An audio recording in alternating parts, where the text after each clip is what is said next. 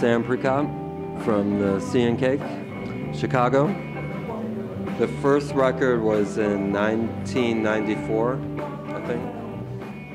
And I had no idea how it was going to be, how it was going to go. We weren't a band yet, so it was sort of like a studio project. And then after that record, we decided it was working out pretty well. Well, it's terribly exciting, you know, to have it feel like it became a band almost instantly, you know, sort of by luck that we chose each other or picked the right people, you know, and that it clicked really quickly. So we were really excited right away about how it was going. Our first gig was playing opening for Yo La Tengo in Chicago, and I think our songs were really long at that point because we only had probably 4 or 5 that, you know, we could play live with them. So I think it was good. I remember it was probably a lot different than what we do now. I remember doing lots of I think we brought a really old modular synthesizer out and played sort of drones and sound effects for quite a while, and sort of, I think it was, but it was good. Yeah, it was crazy.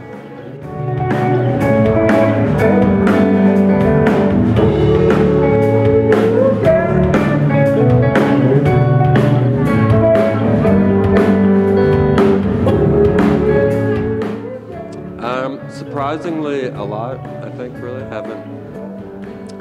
The music's changed quite a bit, but not in some other ways. It really depends. It's been a really long, slow evolution to the band. You know, we've never made a quick stylistic change for no reason or whatever. So we've always been kind of precious with the way the band actually sounds and how we work together. So I think it's good.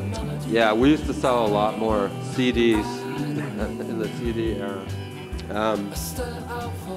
We still do okay with you know, playing live and stuff, and we occasionally get lucky with a song in a movie or something, or a commercial or something. We're happy just to be able to keep making records and stuff.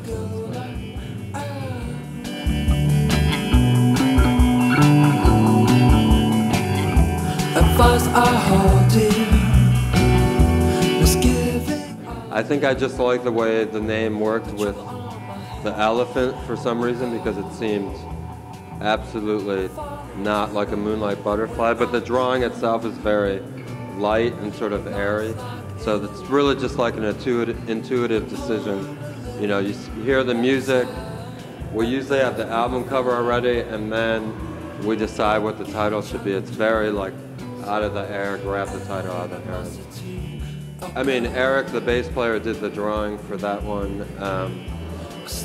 Archer did the photo for the latest cover, but so the Moonlight Butterfly is sort of in some ways a stopgap record in a way, kind of an in-between record. I mean, it's a full record in my mind, but we did it sort of quick, and it was very,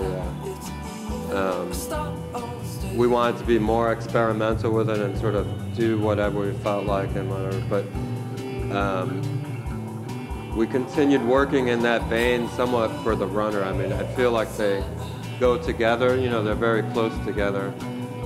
You know, there's not a lot of time in between, and sort of like companion pieces. Yeah.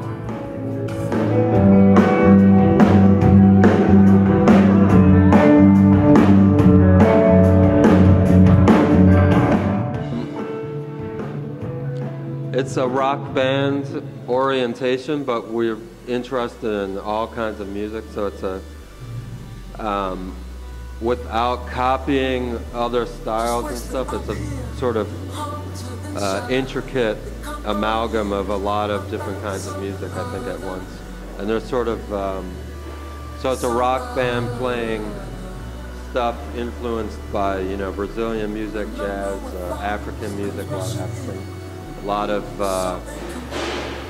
you know, Beach Boys, Morricone, all kinds of stuff, but it's hopefully it just sounds like the Sea and Cake only, which I think we've somewhat succeeded at in a way. Yeah. Well, the synthesizer has always been an important instrument like since we started, and it comes from John McIntyre. Was always it's always been a really intense interest of his, sort of integrating those kinds of textures and sort of, you know, there's a long tradition of sort of experimental art rock music that's, you know, like Brian Eno and old Roxy music and stuff.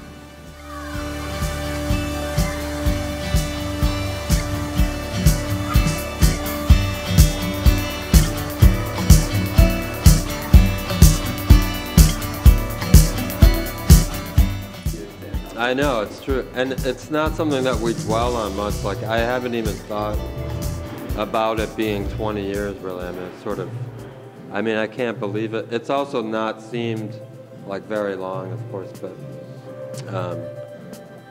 but whenever we do tours like this, you know, you start to remember like certain weird things, you know, like, I think I've been here like 15 years ago, or, you know, it's crazy that it seems not that long ago, but it's been so long. I mean, with any record, you know, I'm only trying to make the best record I can at that point. So there's never any. I don't think we felt any extra pressure, maybe, or not that we would admit to, you know. But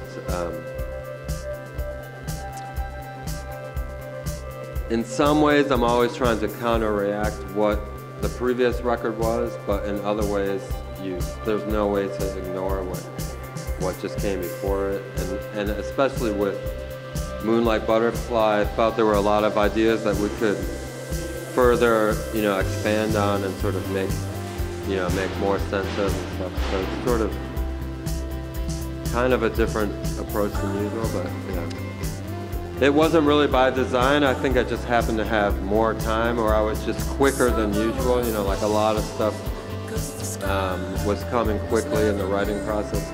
And I had just before that, after the Moonlight Butterfly and before Runner, I worked on a soundtrack for a long time that was a lot of synthesizer stuff, so a lot of, so I never really stopped. I just, you know, I finished that and I'm like, okay, it's time to start writing the new record, and a lot of that stuff just went into the new record. You know, I sort of worked in a similar way, like I'd come up with a lot of stuff with the modular synthesizer and more, rather than like strumming a guitar and singing, you know, it's a little different.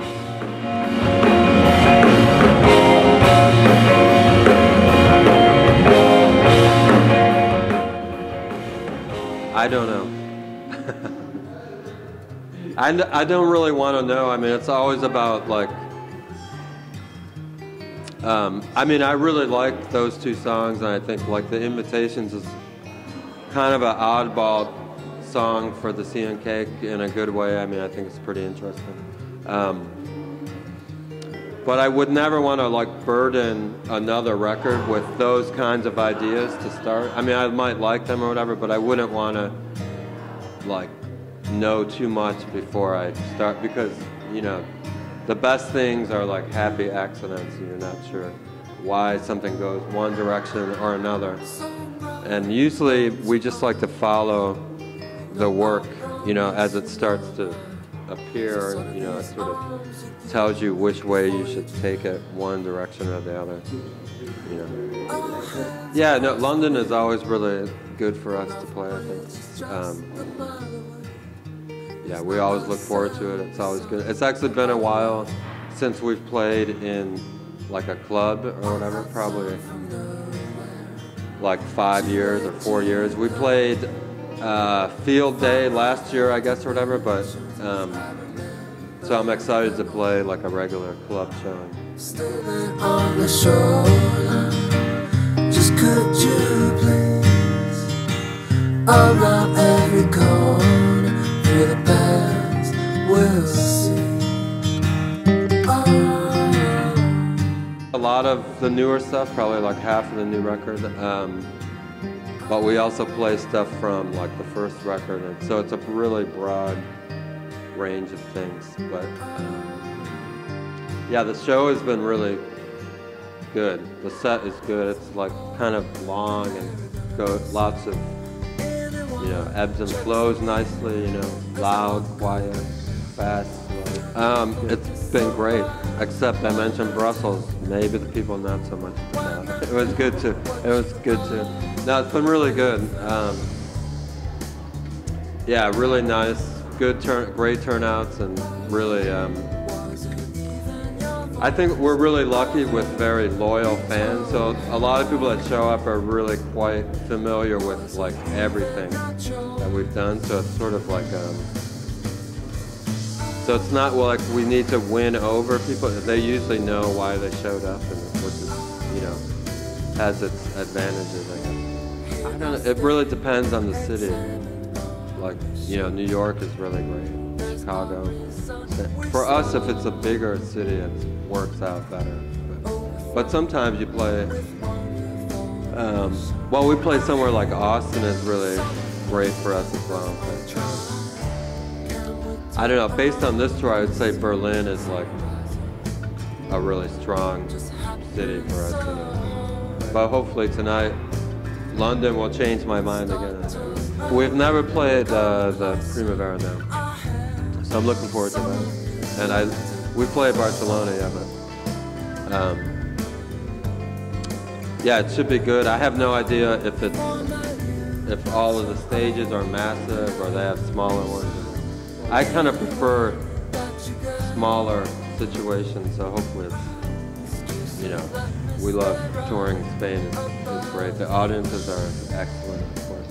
I think one of the first time I played, there was the Tan Tin Festival. Do you know that one? Yeah, I think Archer and I played that as a duo once, and also the Sea and Cake played it once, and so that's, but yeah, we played a lot in Spain. Hello to Ibérico. El Ibérico. All right.